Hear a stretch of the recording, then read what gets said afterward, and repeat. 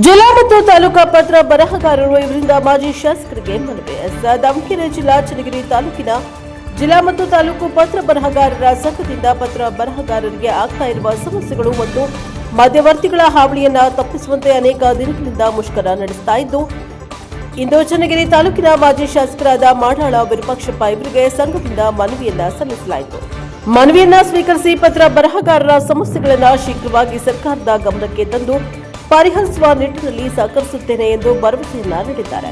ಈ ಸಂದರ್ಭದಲ್ಲಿ ಸಂಘದ ಬಸವರಾಜ್ ಅಧ್ಯಕ್ಷರು ಕೆಆರ್ ಮಂಜುನಾಥ್, ಹಾಲೇಶ್ ನಾಯಕ ಮತ್ತು ಜಯಪ್ಪ ನೀತಿಗೆರೆ, ಶಿವಮೂರ್ತಿ ಚನ್ನಗಿರಿ, ಶೆಟ್ಟಿಹಳ್ಳಿ ನಾಗರಾಜ್, ಶಿವಕುಮಾರ್ ಹಿರೇವುಡ, ಶಿವಲಿಂಗ ಸ್ವಾಮಿ ಚನ್ನಗಿರಿ, ಶ್ರೀಕಾಂತ್ ಇನ್ನಿತರರು ಹಾಜರಿದ್ದರು. Bureau report Kulenur Arun Kumar, NKS TV4 Channagiri.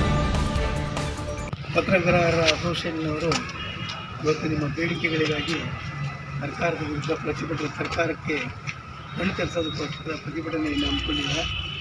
ಪತ್ರ ಬರಹಗಾರರಿಗೆ ಪ್ರತ್ಯೇಕ ಲಾಗಿನ್ನು, ನೋಂದಾಯಿತ ಎಲ್ಲ ದಸ್ತಾವೇಜುಗಳಿಗೆ ಪತ್ರದ ಸಾಲನ್ನು ಕಡ್ಡಾಯಗೊಳಿಸಲು ಕೋರಿ ರಾಜ್ಯದಾದ್ಯಂತ ಎಲ್ಲ ಪತ್ರ ಬರಹಗಾರರಿಗೆ ಏಕ ರೀತಿಯ ಗುರುತಿನ ಚೀಟಿ ನೀಡಲು ಕೋರಿಕೆ ಹೇಳಿದಿರಿ. ನಿಮ್ಮ ಬೇಡಿಕೆಗಳು ನ್ಯಾಯಯುತವಾಗಿದ್ದಾವೆ. ನಾನು ಈಗಲೂ ನನ್ನ ಹತ್ರ ನಾನು ಶಾಸಕಿದ್ದಾಗ ಈಗಲೂ ಭಾಳ ಜನ ಬರ್ತಾರೆ. ಅವರ ಪತ್ರಗಳಲ್ಲಿ ಚೆಕ್ ಬಂದು ಸರಿ ಇರ್ತದೆ, ಸರ್ವೆ ನಂಬರ್ಗಳಿಗೆ ವ್ಯತ್ಯಾಸ ಆಗಿ ಇವತ್ತು ಎಷ್ಟೋ ಜನ ಜಮೀನನ್ನು ಕಳೆದುಕೊಳ್ತಕ್ಕಂಥ ಪರಿಸ್ಥಿತಿಗೆ ಬಂದಿದೆ. ಆದ್ದರಿಂದ ಸರಿಯಾದ ಈ ಪತ್ರ ಬರಹಗಾರರು ಏನು ನೋಂದಾಯಿತ ಪತ್ರ ಬರಹಗಾರರ ನೀವೆಲ್ಲ ಕೇಳತಕ್ಕಂಥದ್ದು ಸರಿ ಇದೆ.